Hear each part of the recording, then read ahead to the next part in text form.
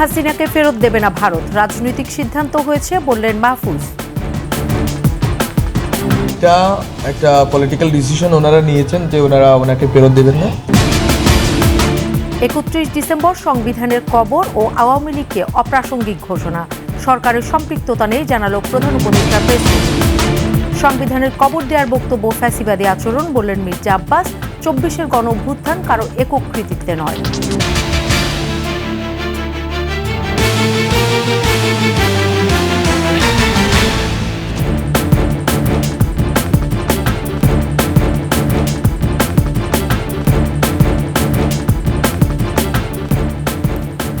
শুনছিলেন সংবাদ শিরোনাম। আমন্ত্রণ 21-এর সংবাদে, সাথে আছি সোনিয়া স্নিগ্ধা। দর্শক, 21-এর টেলিভিশনের সংবাদ একই সাথে সরাসরি দেখতে পাবেন আমাদের ফেসবুক পেজ www.facebook.com/2124 অনলাইনে। এছাড়াও সাবস্ক্রাইব করতে পারেন www.youtube.com/@21 ইটিভি চ্যানেলে। ক্ষমতাচ্যুত সাবেক প্রধানমন্ত্রী শেখ হাসিনাকে ভারত ফেরত দেবে না। রোববার পররাষ্ট্র মন্ত্রণালয়ে আয়োজিত এক অনুষ্ঠান শেষে এমন তথ্য জানিয়েছেন অন্তর্বর্তী সরকারের উপদেষ্টা মাহফুজ আলম।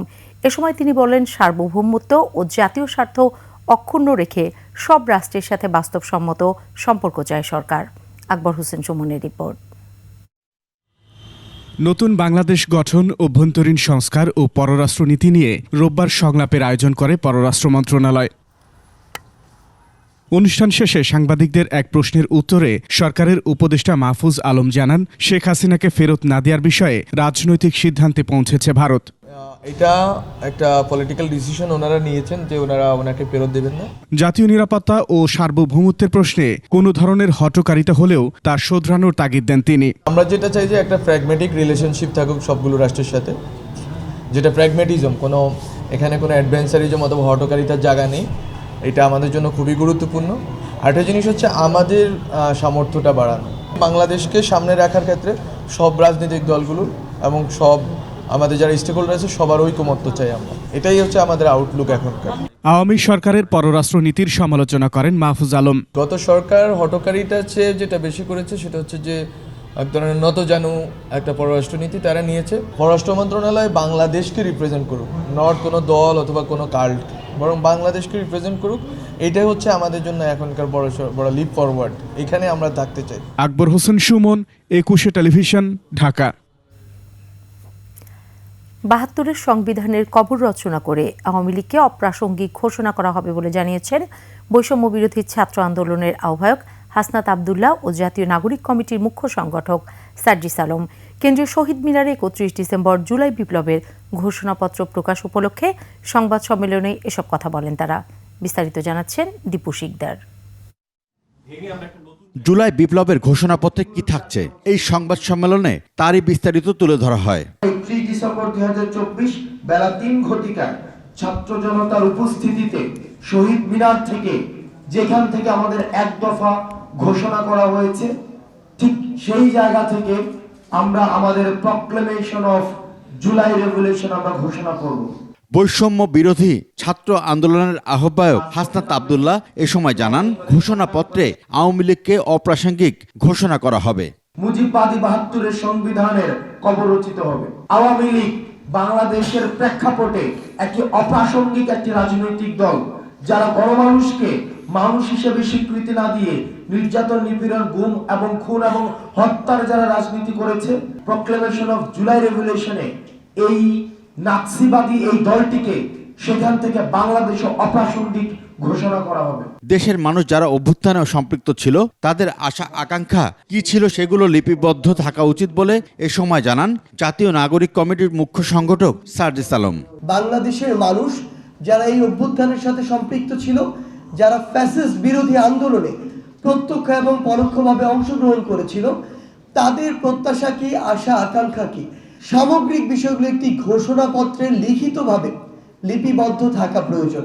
24-এর বিপ্লব 71-এর মতো বেহাত হতে দেয়া হবে না বলে মন্তব্য করেন বৈষম্য বিরোধী ছাত্র আন্দোলনের মুখ্য সংগঠক আব্দুল হান্নান মাসুদ। 24-এর রক্ত ঝরানোর মধ্য দিয়েই নতুন বাংলাদেশ পুনর্গঠিত হতে হবে এবং এটাই হবে বাংলাদেশের ইতিহাসের সর্বশেষ অধিকারের জন্য তাদের রক্ত ঝরানো হয়েছে মানুষের।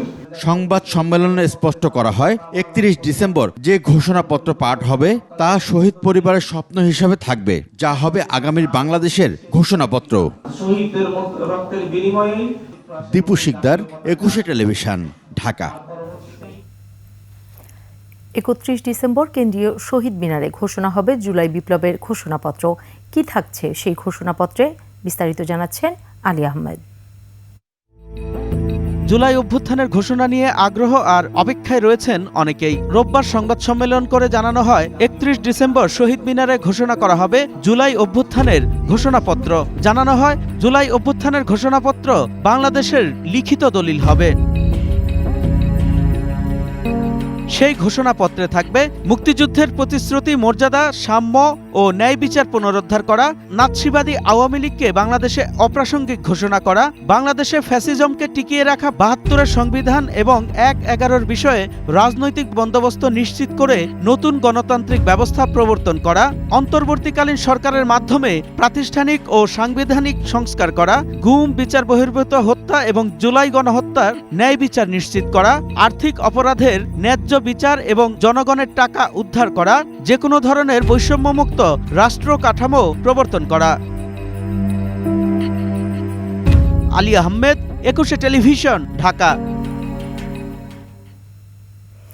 এদিকে জুলাই বিপ্লবের ঘোষণাপত্র প্রকাশের বিষয়ে সরকার কিছু জানে না বলে জানিয়েছেন প্রধান উপদেষ্টার প্রেস উইং। জুলাইয়ের যে কথা আপনি বলেছেন যে এটা আসলে যারা এই ঘোষণাটা দিবেন ওনারাই ভালো বলতে পারবেন আসলে ওনারা কি ঘোষণা দিবেন এ বিষয়ে সরকার আসলে তেমন অবগত না। ৭১-এর বীর শহীদদের রক্তের উপর লেখা সংবিধানে খারাপ কিছু থাকলে তা বাতিলযোগ্য, তবে কবর দেওয়ার কথা বলা ফ্যাসিবাদী আচরণ, এমনটাই বললেন বিএনপির স্থায়ী কমিটির সদস্য মির্জা আব্বাস। অভিযোগ করে আরও বলেন ২৪-এর আন্দোলনকে এককভাবে নিজেদের করতে চায় বৈষম্য বিরোধী ছাত্র আন্দোলন। আর বিএনপির সিনিয়র যুগ্ম মহাসচিব রুহুল কবির রিজভী বলেছেন ঘোলা পানিতে মাছ শিকারের চেষ্টা করছে কিছু রাজনৈতিক দল। মাহিলা ইসলামের রিপোর্ট। গণমাধ্যম কর্মীদের সঙ্গে ঢাকা মহানগর দক্ষিণ বিএনপির মতবিনিময় অংশ নেন দলের কেন্দ্রীয় নেতারা। এ সময় বিএনপির স্থায়ী কমিটির সদস্য মির্জা আব্বাস অভিযোগ করেন ২৪-এর গণ আন্দোলনকে একক ব্র্যান্ডিং করার চেষ্টা করছে বৈষম্য বিরোধী ছাত্র আন্দোলন। সংবিধানকে কবর দেওয়ার বক্তব্য প্রসঙ্গেও কথা বলেন তিনি। শহীদের রক্তের দিয়ে লেখা যে সংবিধান, সেই সংবিধানকে যখন কবর দেওয়ার কথা বলা হয় তখন কিন্তু আমাদের কষ্ট লাগে। ওই সংবিধানে যদি খারাপ কিছু থাকে নিশ্চয়ই সেটা বাতিলযোগ্য। যারা এই ঘোষণা দিয়েছেন বৈষম্য ছাত্র আন্দোলনের ভাইদের কাছে, সন্তানদের কাছে অনুরোধ জানাবো, কথাগুলো বোঝার চেষ্টা করবেন, ভুল বুঝবেন না। সেটা হলেই এই ধরনের কথা কিন্তু ফ্যাসিবাদের মুখ থেকে আসে। অন্তর্বর্তী সরকারের উপদেষ্টাদের সংযত কথা বলারও আহ্বান জানান বিএনপির এই সিনিয়র নেতা।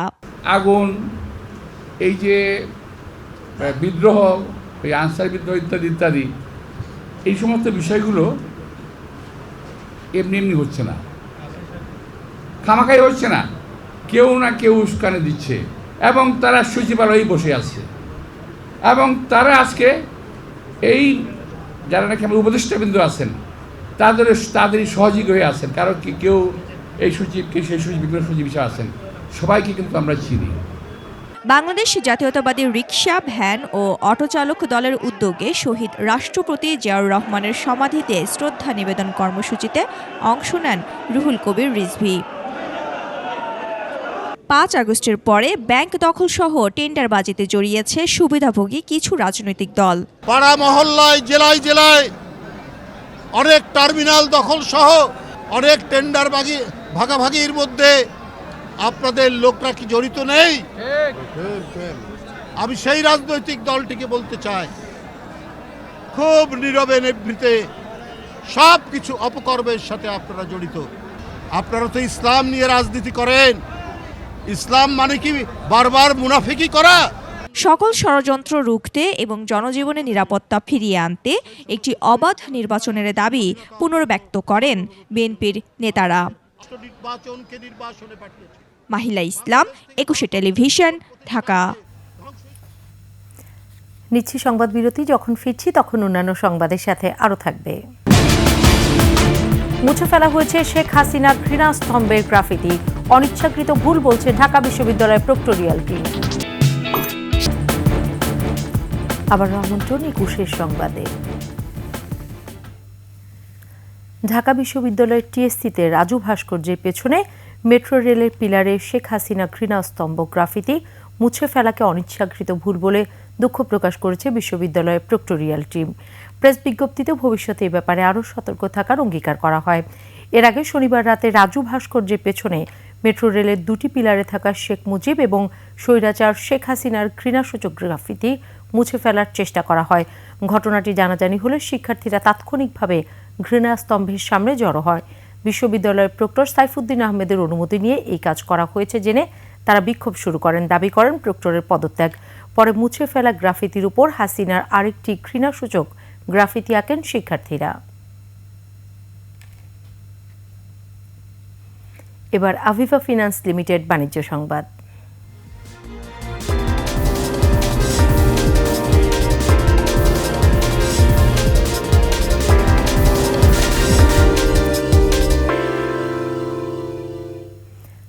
রূপান্তরের সন্ধিক্ষণে দাঁড়িয়ে থাকা বাংলাদেশে ব্যবসা বান্ধব পরিবেশ নিশ্চিত হয়েছে উল্লেখ করে প্রবাসীদের বিনিয়োগে আহ্বান জানিয়েছেন পররাষ্ট্র উপদেষ্টা মোহাম্মদ তৌহিদ হোসেন। ফরেন সার্ভিস একাডেমিতে এনআরবি কনক্লেভের সমাপনীতে তরুণ প্রজন্মের প্রাণশক্তি এবং জুলাই অভ্যুত্থানের আকাঙ্ক্ষাকে বাংলাদেশের প্রেরণা বলে উল্লেখ করেন উপদেষ্টা। দ্রুত বর্ধনশীল অর্থনীতির দিকে এগিয়ে চলা বাংলাদেশের শ্রমশক্তির মান উন্নয়ন, উন্নত তথ্য প্রযুক্তি, অবকাঠামো এবং কৌশলগত ব্র্যান্ডিংয়ের মাধ্যমে বিশ্ব পরিমণ্ডলে অবস্থান তৈরিরও তাগিদ দেন পররাষ্ট্র উপদেষ্টা।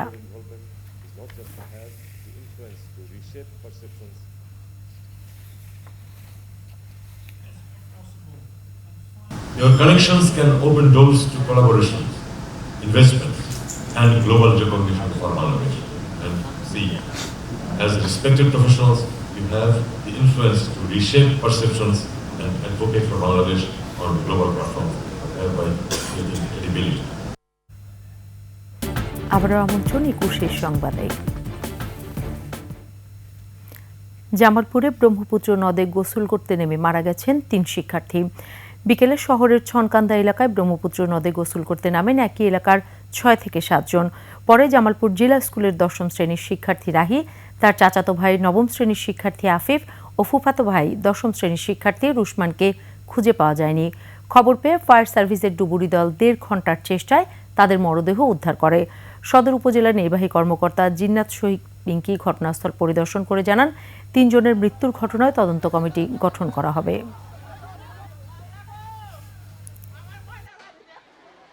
৬ জন পানিতে পড়ে গেছিল। আমার জ্যাঠাতো বোনের 2 ছেলে এবং জ্যাঠাতো বোনকে এলাকার লোক উদ্ধার করছে। ডুবাইতে নামায় তারপরে আমরা পরপর 3টা লাশ আমরা উদ্ধার করি। কি জন্য এই ঘটনা ঘটলো সেই ঘটনার তদন্তে আমরা একটি তদন্ত কমিটি গঠন করব এবং ভবিষ্যতে যেন এই ধরনের ঘটনা না ঘটে তার সব রকম ব্যবস্থা নেওয়া হবে। আর এরই সাথে শেষ করছি ২১ সংবাদ। যাবার আগে সংবাদ শিরোনামগুলো আরও একবার। শেখ হাসিনাকে ফেরত দেবে না ভারত, রাজনৈতিক সিদ্ধান্ত হয়েছে বললেন মাহফুজ।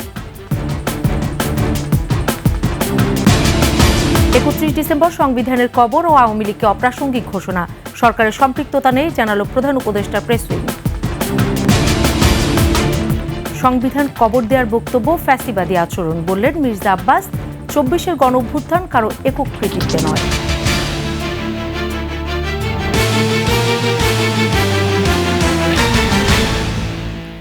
সর্বশেষ সংবাদ জানতে ডায়াল করুন 2021 নম্বরে, আর ভিজিট করুন 21-tv.com ওয়েবসাইটে। ফেসবুকে ভিজিট করতে পারেন www.facebook.com/2124 অনলাইনে। এছাড়াও সাবস্ক্রাইব করতে পারেন www.youtube.com/@21 ইটিভি চ্যানেলে। এতক্ষণ সাথে থাকার জন্য ধন্যবাদ। পরবর্তী সংবাদ রাত 11টায় দেখার আমন্ত্রণ রইল। 21-এর সাথেই থাকুন।